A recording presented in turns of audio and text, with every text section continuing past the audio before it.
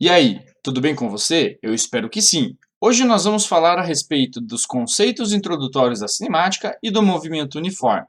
Para começo de conversa, o que é a cinemática? A cinemática ela pode ser definida como um ramo da física que estuda os movimentos sem levar em conta as suas causas.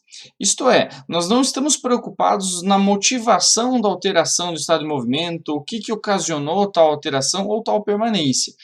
Para estudar os movimentos, nós temos que falar sobre conceitos relativos. O que é um conceito relativo, professor? É um conceito que depende do referencial. Referencial pode ser entendido como o lugar do espaço em que você analisa determinado evento ou fenômeno físico. Eu posso começar essa discussão aí falando sobre movimento e repouso. E eu lanço para você essa pergunta. Nesse exato momento, você está parado ou está em movimento?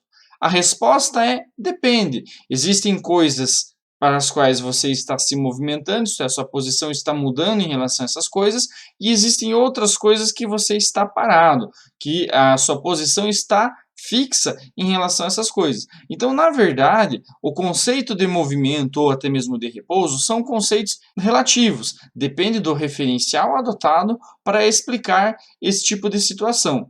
Então, eu não posso dizer que um corpo está parado em relação a qualquer outro, em relação a todos os outros. Não. Ele pode estar em movimento em relação a um, mas parado simultaneamente em relação ao outro. Então, a ideia de repouso ou até mesmo de movimento absolutos, ela existe? Não existe. O próximo conceito relativo é o conceito de trajetória. A trajetória ela pode ser entendida como a linha, ou se você quiser pensar de outra forma, a curva constituída a partir das sucessivas posições de um objeto em relação a determinado referencial. Para ficar mais claro esse contexto de trajetória, eu trouxe para vocês um exemplo nessas duas figuras, que é um exemplo básico, que é muito recorrente em diversas provas e avaliações de física. Então vejam, imaginem que um avião ele abandona, ou nessa segunda figura um helicóptero, eles abandonam um objeto que em princípio estava parado em relação ao avião, mas se movia em relação ao solo.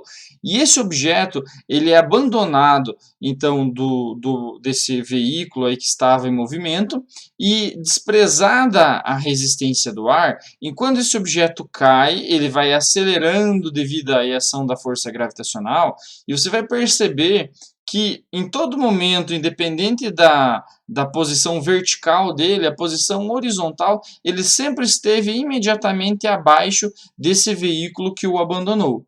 Aí eu vou perguntar para vocês, como que a gente descreveria a trajetória, essa linha ocupada pelas sucessivas posições desse objeto?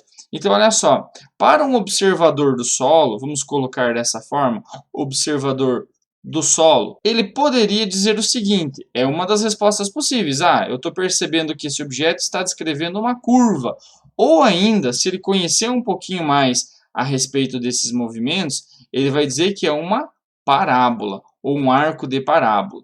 Então, olha só, essa é uma resposta que vai depender do observador, da posição que ele está.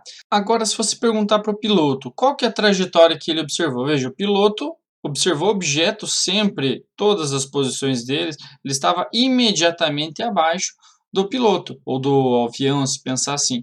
Então, dessa forma, o piloto vai dizer, o objeto caiu em linha reta. Se caiu em linha reta, essa é a perspectiva da trajetória do ponto de vista do piloto.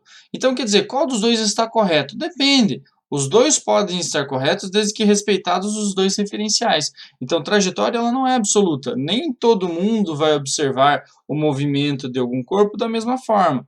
Trajetória é um conceito relativo. Os próximos dois conceitos relativos que nós vamos estudar são a distância e o deslocamento. Então, tem diferença? Distância e deslocamento é a mesma coisa? Não são a mesma coisa. Em alguns casos, eles podem até ser numericamente iguais, mas em outros existem algumas diferenças que devem ser levadas em consideração. Aparece aí para vocês um problema. O motorista partiu da cidade B e seguiu até a cidade C, onde efetuou um retorno e, após passar novamente pela cidade B, dirigiu até a cidade A. Diante do exposto, determine duas coisas. Primeiro, a gente vai querer descobrir qual que é a distância total percorrida. A distância total eu vou denotar por D. e o deslocamento escalar realizado. Esse deslocamento escalar, depois você vai ver que tem uma forma de deslocamento vetorial que a gente pode calcular, mas isso é para uma outra conversa. Enfim, o deslocamento escalar ele vai ser representado pela ΔS aqui, porque S é o espaço ocupado pelo corpo. Deslocamento consiste na variação do espaço, variação da posição, então a gente vai representar por ΔS. E eu quero calcular esses dois elementos, quem que é a distância total percorrida e quem que é o deslocamento total. Então, para fazer a letra A e calcular essa distância total, eu vou dividir esse problema em duas partes. Veja, primeira parte, ele vai passar dB até C. Olha só, do marco quilométrico 90 até o marco quilométrico 180, a distância entre eles, ele partiu de B, foi até C. Essa foi a primeira parte do trajeto. Ó. Partiu de B, seguiu até a cidade C, de onde efetuou um retorno, passou novamente por B e chegou na cidade A. Então, olha só, a primeira parte do trajeto, posso pensar como parte 1 aqui, ele dirigiu aqui 180 menos 90, 90 quilômetros. Aí a segunda parte é quando ele já estava então na cidade C, passou por B e chegou em A. Então a segunda parte do trajeto, vou pegar agora todo esse percurso aqui, 30 para 180 é 150 quilômetros, certo? Então essa é a distância percorrida na segunda parte. Então nunca vai ter uma distância negativa. Eu posso dizer que a distância total é a distância na primeira parte mais a distância na segunda parte. Então, a distância total ela vai ser 90 quilômetros da primeira parte mais 150 quilômetros, fechando aí um total percorrido de 240 quilômetros nessa viagem e fechou aí essa primeira parte do problema. Agora, professor, o deslocamento. O deslocamento eu posso entender como sendo, então, esse ΔS. O que é um delta na física? Delta é variação. Então, já aprenda que esse conceito a gente vai usar muito daqui para frente.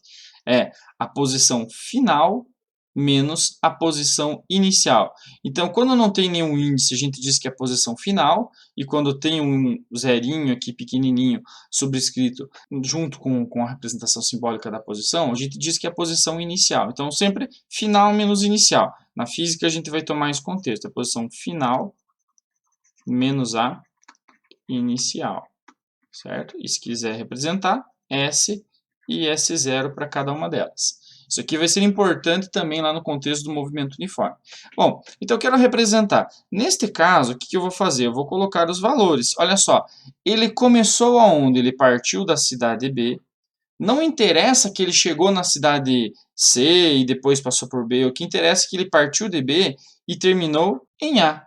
Se ele começou em B e terminou em A, esses são os meus pontos de referência. Esse aqui é o meu valor inicial. E esse aqui é o meu valor de posição final. Para esses valores de posições, nós vamos utilizar os marcos quilométricos. Então, veja só, posição final vai ser a posição de A, que no caso vai ser 30 quilômetros, menos a posição inicial, que era de B, 90 quilômetros. Fazendo aí essa subtração, nós chegamos na resposta de menos 60 quilômetros. Professor, mas o deslocamento ele pode ser negativo? Pode ser negativo. Então, o que significa esse sinal de menos? Eu posso dizer que esse sinal de menos aqui significa que esse deslocamento ele foi contrário à orientação da trajetória. Por quê? A posição, veja, ela aumenta de A para B para C, enquanto que ela diminui de C para B para A. Então, como a posição diminuiu, este foi o sentido total do movimento. Ele começou numa posição maior, terminou numa posição menor. 60 quilômetros antes da posição inicial. E não interessa o que aconteceu no meio do caminho.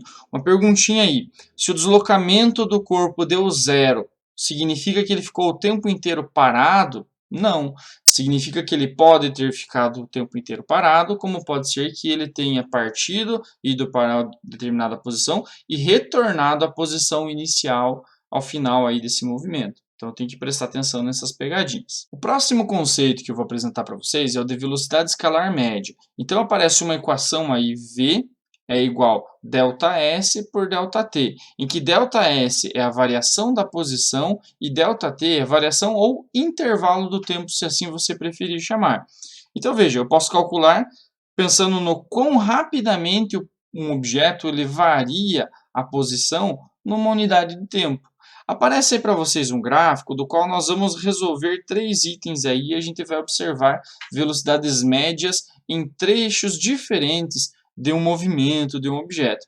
Então, no eixo vertical aparecem as posições S destacadas em metro, enquanto que no eixo horizontal aparecem aí os tempos T denotados em segundos, expressos em segundos. Então vejam, eu vou fazer 3 itens aqui, letra A, letra B, letra C. Eu quero a velocidade V1 do ponto A até o ponto B. Imagine então que ele saiu da posição de 12 para a posição de 24 metros, e eu quero descobrir justamente qual foi essa velocidade nesse intervalo de tempo de 2 até 8 segundos. Então como é que eu vou fazer? Veja, existem várias formas de se calcular isso. Você pode pegar o seguinte, ó, letra A. Eu vou calcular então essa velocidade V1 como sendo o ΔS1 dividido pelo ΔT1. ΔS1, variação da posição 1 nesse trechinho 1 aqui destacado para vocês. ΔS indica a variação da posição, então esse delta vai ser a final, lembra? Menos a inicial, nesse trecho 1. Quem que é final nesse trecho 1? É a posição B. Quem que é a inicial? É o A. Quem que me conta isso, final e inicial? É o tempo. O tempo só decorre progressivamente. Eu não consigo voltar de 8 para 2 segundos. O tempo avançou. Então, esse é o tempo inicial e esse é o tempo final para a primeira parte. Nós temos aí, então, que vai ser a posição final B menos a posição inicial A. Tudo isso dividido pelo tempo final B menos o tempo inicial A. Substituindo esses valores, nós encontramos que posição B, qual que era? 24 metros. Menos posição A, quem que era? 12 metros, está ali no gráfico. Dividido por tempo final B, 8 segundos. Menos tempo inicial A, 2 segundos. Isso aí vai dar 12 por 6. Então, essa velocidade 1 ela é 12 metros dividido por 6 segundos.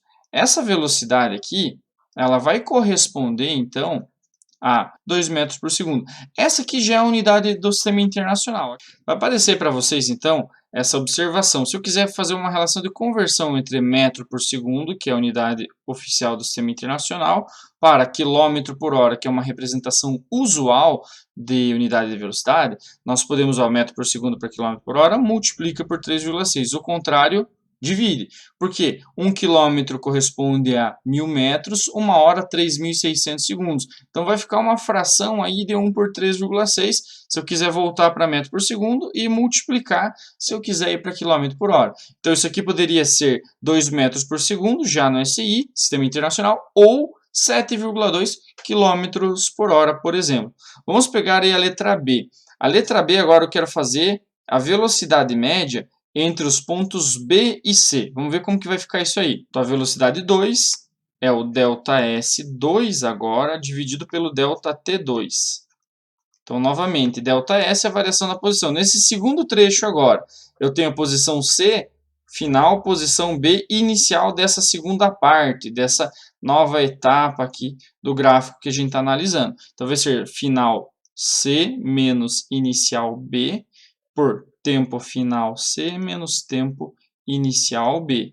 E disso nós obtemos SC vale 60 metros menos SB 24 metros, dividido por TC 12 segundos menos TB 8 segundos. Isso aí vai dar 36 metros dividido por 4 segundos. Essa velocidade, vou colocar aqui velocidade 2, ela equivale então a 4 metros por segundo. E agora, vejam que nós temos duas velocidades diferentes, cada uma em seu respectivo trajeto, no trecho AB e depois no trecho BC. São velocidades médias diferentes. Professor, por que velocidade média? Significa que ele manteve a todo instante, aqui na primeira parte 2 metros por segundo, depois na segunda parte 4 metros por segundo? Pode ser que não, mas essa velocidade, então, ela é uma média no percurso realizado. Tá, e se eu quiser pegar no total, de A até C, a velocidade total média, ela vai ser 2, ela vai ser 4, ela vai ser a média dos dois, eu vou somar 2 mais 4, vou dividir por 2, vai dar 3 metros por segundo. Qual que vai ser a resposta? Então, cada caso é um caso, depende, e agora que nós já calculamos essas velocidades nas primeiras partes, nós vamos calcular essa velocidade total média. E aqui nós temos então que a velocidade total média é a variação agora da posição total pelo intervalo de tempo total.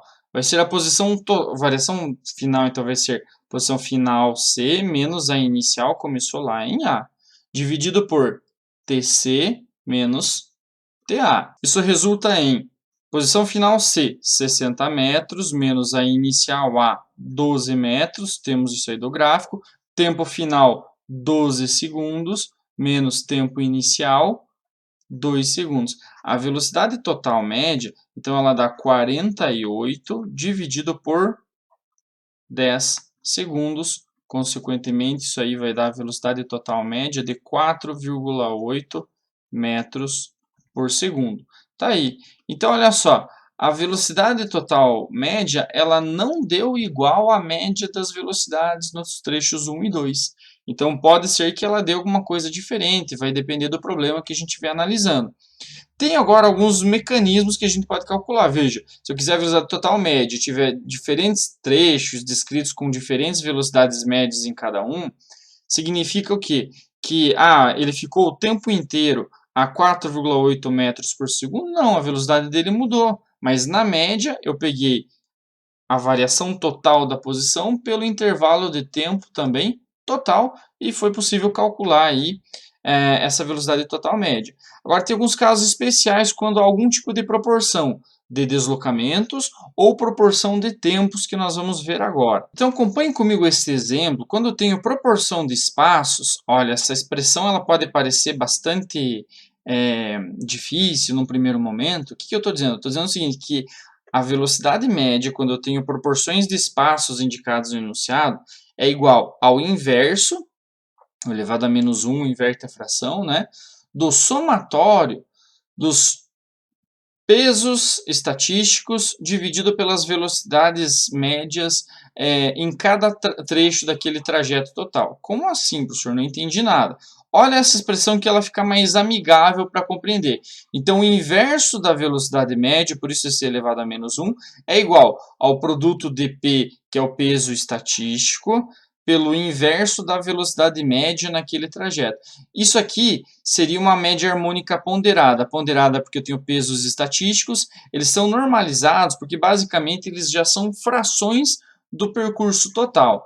Não entendi nada do que você falou, professor. Não se preocupe que agora a gente vai fazer um exemplo. Então considere que um móvel percorre o primeiro terço do seu percurso a 80 km por hora, e o restante do trajeto a 40 km por hora.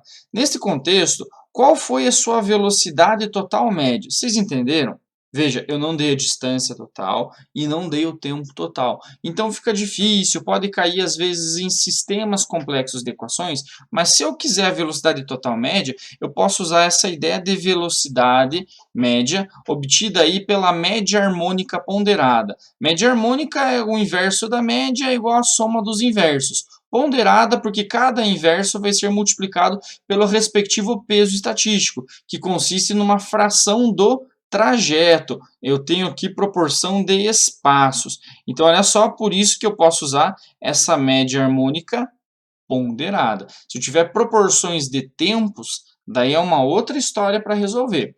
Olha só, colocar para vocês então, vai ficar o seguinte, o inverso da velocidade total média vai ser igual. Eu dividi esse problema em duas partes e desenhei. No primeiro terço do trajeto, ele desenvolveu a velocidade de 80 km por hora, como descrito aqui no enunciado. No restante do percurso, o que é o restante do percurso dessa trajetória aqui? Se já foi 1/3, só pode ser 2/3, porque o somatório dos pesos estatísticos tem que dar igual a 1, que é o trajeto como um todo. Então, olha só, vai ser o peso 1 vezes o inverso da velocidade nessa primeira parte do trajeto. Mas, como eu só tenho duas partes, vai ser o peso 2 vezes o inverso da velocidade 2. Se eu tivesse dividido, tivesse proporções diferenciadas em 3, 4 partes, ia somando aqui P3 vezes 1 sobre V3 e assim sucessivamente até chegar na última parte. Como a última é a própria segunda parte, paramos por aqui. Agora a gente vai substituir esses valores. Eu tenho que o inverso dessa velocidade total média, ela vai ser peso 1. Qual que é a parcela? O peso 1 vai ser justamente esse 1/3. A primeira parte do percurso, do trajeto como um todo, ela foi 1/3, que multiplica o inverso da velocidade 1, vai ser ali 1 sobre 80 km por hora. Mais peso 2. O peso 2, 2/3 do trajeto, é o restante, 2/3, que multiplica o inverso da velocidade 2. A velocidade 2 ela foi, no restante do percurso, 40 km por hora. Quanto é que vai dar isso? Dá para fazer algumas simplificações, né? Mas eu vou ter aqui que vai ficar 1 sobre 240 mais 2 sobre 120. O mínimo múltiplo comum aqui ele vai ser 240. Então, vamos colocar esse mínimo aqui. 240 divide pelo de baixo, multiplica pelo de cima. Então, se quiser colocar assim, ó, divide e multiplica. Vai dar 1 vezes 1, 1. Mais, é o sinal que a gente tem aqui. 240 dividido por 120 é 2. Vezes 2 dá 4. Então, nós temos que o inverso da velocidade média, ele pode ser representado como sendo 5 sobre 240. Como eu não quero o inverso, eu quero a própria velocidade, eu vou fazer o inverso do inverso. Como assim, professor? Elevando ambos os lados da igualdade a menos 1. Se eu inverter a fração, vai ficar 1 sobre a velocidade total média invertida, vai ficar a velocidade total média. É igual 240 dividido por 5 vai dar 48 km por hora. E veja, apesar dessa expressão assustar num primeiro momento, é um método extremamente rápido para resolver esse tipo de problema. Agora eu pergunto para vocês, se eu tiver proporções de tempos, como é que fica a solução? Vamos lá. Para proporções de tempos, aí fica um pouquinho mais simples.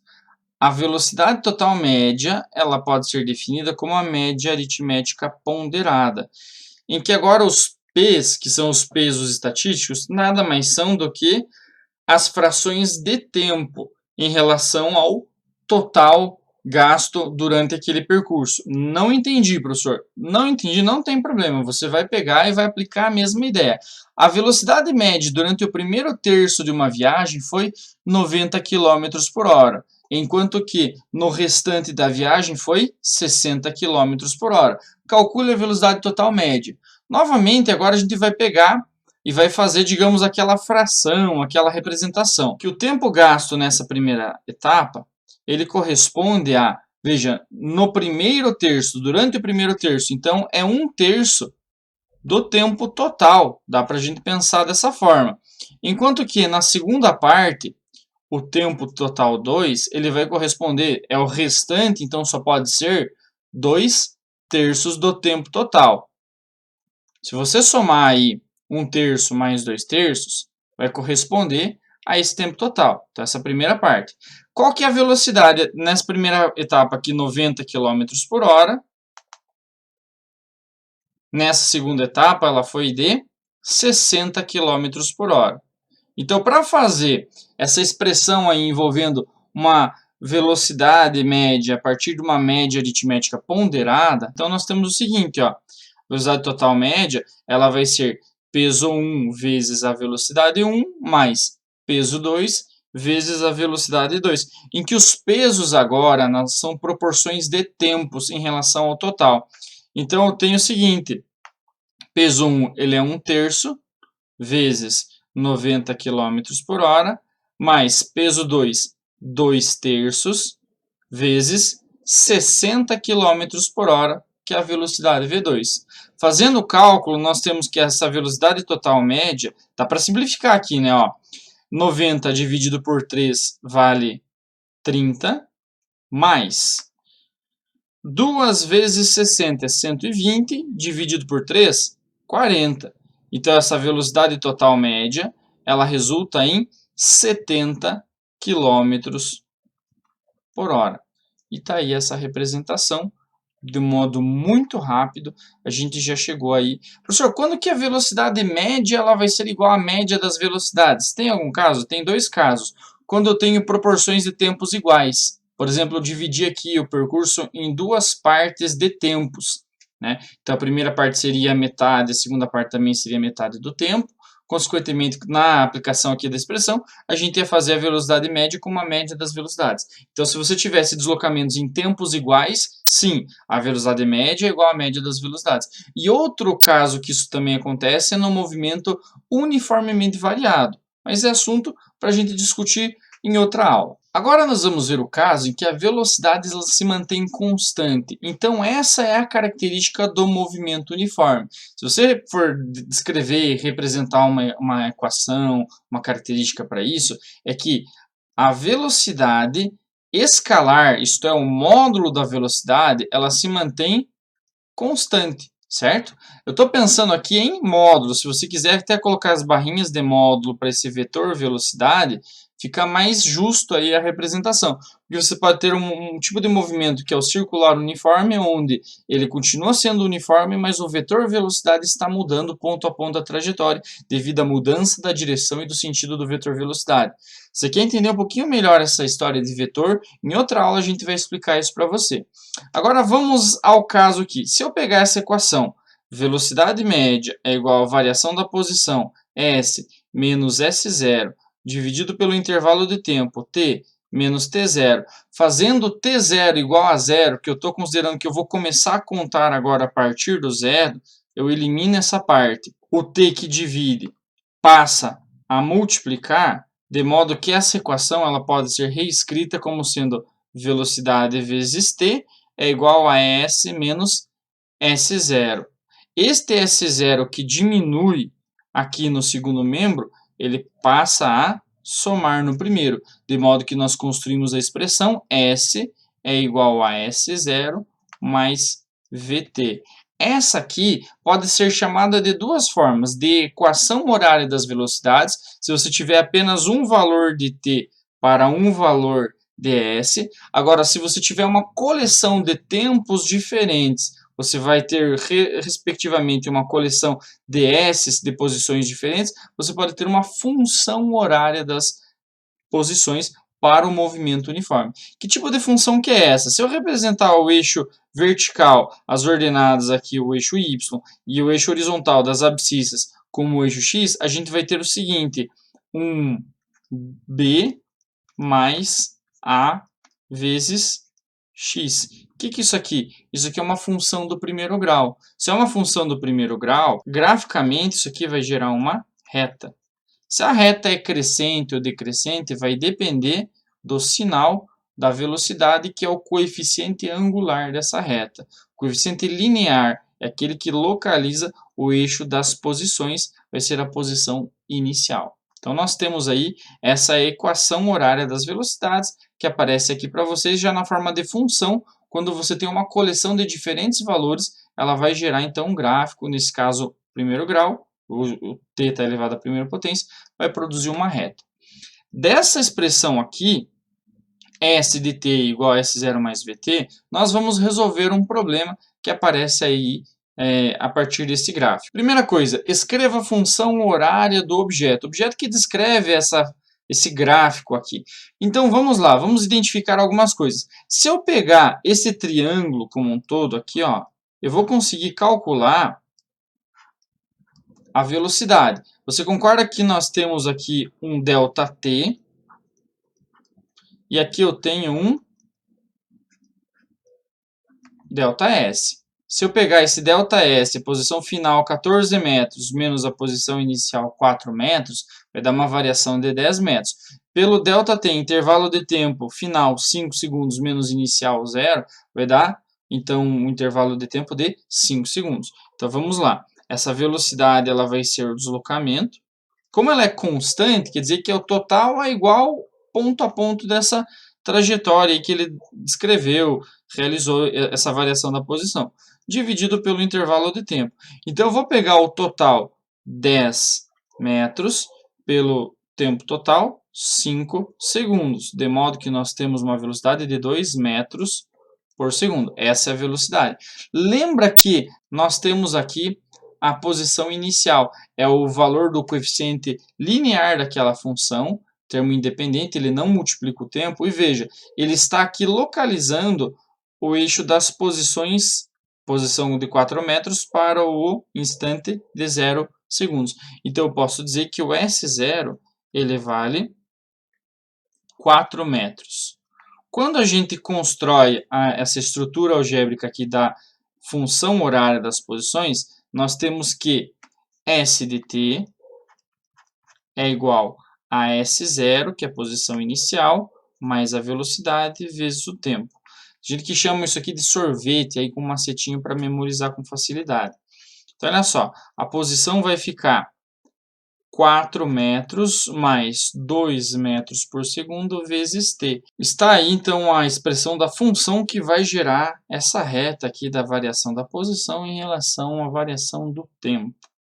Então, está aí, letra A, função s de t é igual, pode ficar omisso, só escrever s igual a 4 mais 2t, em que 2 é a velocidade, é o termo que está multiplicando o tempo, S0 é a posição inicial, é o termo independente. Poderia fazer por determinante, equação da reta, enfim, vários outros caminhos esse problema. Preferi calcular a velocidade, identificar no gráfico a posição inicial e montar por comparação a nossa função horária. Agora, calcule o tempo em que S é igual a 24 metros. Para fazer a letra B, eu sei que S é igual a 24 metros, e eu quero justamente o tempo que localize essa posição para essa função aqui, 4 mais 2t. Então, eu poderia ficar fazendo por tentativa e erro e substituindo vários tempos até chegar no valor s igual a 24, ou aplicar a própria função. Se eu sei que s é igual a 4 mais 2t, eu vou trocar no lugar de s e colocar o valor dele. 24 é igual a 4 mais 2 vezes t. Este 4 que está a somar, ele vai passar a diminuir no segundo membro. Se eu fizer 24 menos 4 é igual a 2t. Isso aqui vai dar 20.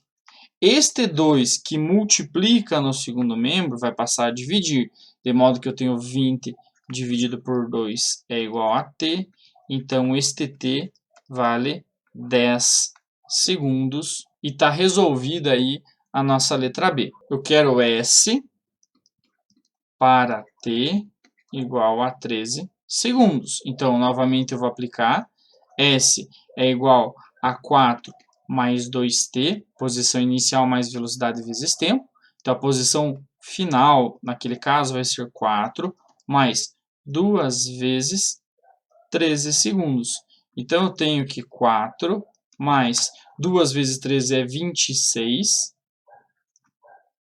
Posição S para t igual a 13 segundos, ela vai localizar o ponto cuja posição vale 30 metros. E está aí terminado o nosso exercício. Um caso particular, quando nós estamos estudando aí o conceito de movimentos e movimento uniforme, é o caso do encontro entre corpos. Eu posso dizer para vocês o seguinte: suponha que dois objetos, A e B, cujas equações horárias das posições são SA igual a 80 menos 4t e SB igual a 20 mais 6t, caso existam, determine o instante t e a posição S em que os objetos, os corpos A e B, se encontram. Então, existe o encontro entre eles? Existem tempo e posição em que esses objetos se encontram? Como que a gente vai fazer isso? Então, tem algumas condições que devem ser satisfeitas. No encontro entre dois corpos, as suas posições SA e SB, elas devem ser iguais para o mesmo tempo. E este tempo tem uma restrição, não pode ser negativo. Então, nós vamos colocar aí no lugar do SA a posição dele, que é 80 menos 4t, e no lugar do SB, a posição dele, que é 20 mais 6t. Bom, vou jogar tudo que tem t para um lado, tudo que tem número para o outro e resolver essa equação. Como está mais fácil jogar o tempo para o segundo membro, vou fazer o seguinte, ó, esse menos 4t, que está a diminuir, vai passar a somar, enquanto que o 20 que está a somar vai passar a diminuir, de modo que nós temos 80 menos 20 é igual a 6t mais 4t. Isso aqui vai dar 60 igual a 10t. O 10 que multiplica passa a dividir ambos os lados da igualdade. Portanto, esse tempo aí vai resultar em 6 segundos. É um número não negativo. Se é um número não negativo, esse tempo existe e não há nenhuma inconsistência com ele. Agora que nós já calculamos esse tempo, eu já fiz a primeira parte do problema. E a posição S, qual que é essa posição em que acontece o encontro? Então, eu vou voltar aqui para as duas equações e no lugar do tempo t, eu vou colocar 6 segundos, que é o tempo justamente de encontro. Vou fazer para o A e vou achar esse S. E vou fazer para o B como uma prova real e verificar se eu resolvi corretamente essa equação e encontrei esses valores esperados. Então, o que eu vou fazer? Olha só, SA, no caso agora o tempo vale 6 segundos, é o tempo de encontro, vai ser 80 menos 4 vezes 6. Vai dar 80 menos 24. A posição, então, vai corresponder aí a 56 metros. Vamos ver para o B. SB de 6 segundos. Vai ser 20 mais 6 vezes 6, 20 mais 36, deu 56 metros. Então, sim, de fato, esse encontro aconteceu, o encontro existe, aconteceu no instante t igual a 6 segundos, na posição S igual a 56 metros. Olha a representação gráfica desse encontro. Eu coloquei aqui em vermelho a função do SB e em azul a função do SA. Veja que o SA começou na posição inicial 80 metros e diminuiu a velocidade com o tempo. Esse aqui é um movimento retrógrado ou um movimento regressivo. Por que regressivo, professor? Porque a velocidade é negativa, a posição diminui com o tempo. Posso colocar aqui VA igual a menos 4 metros por segundo, isso veio lá da função horária, a gente poderia calcular também. Menos 4 metros por segundo, eu posso dizer que trata-se de um movimento retrógrado ou regressivo. O SB, que tinha velocidade positiva, lembra lá, a VB, de acordo com a equação, era mais 6 metros por segundo. Se eu não tivesse equação, também poderia tirar isso do gráfico com muita tranquilidade. Esse aqui é um movimento progressivo. Por que progressivo? A inclinação da reta é positiva, a posição aumenta com o decorrer do tempo. Então, nós temos essas características. Note o seguinte, que de fato, quando essas duas funções elas se cruzam, esses objetos se encontram. Olha que o gráfico ele já me conta isso. O instante em que aconteceu esse encontro foi um instante de 6 segundos. E a posição está aqui entre 40 e 60, mais perto dos 60, vai ser justamente a posição que nós calculamos há pouco, S igual a 56 metros. Eu espero que tenha entendido e tenha aproveitado essa aula. Até a próxima!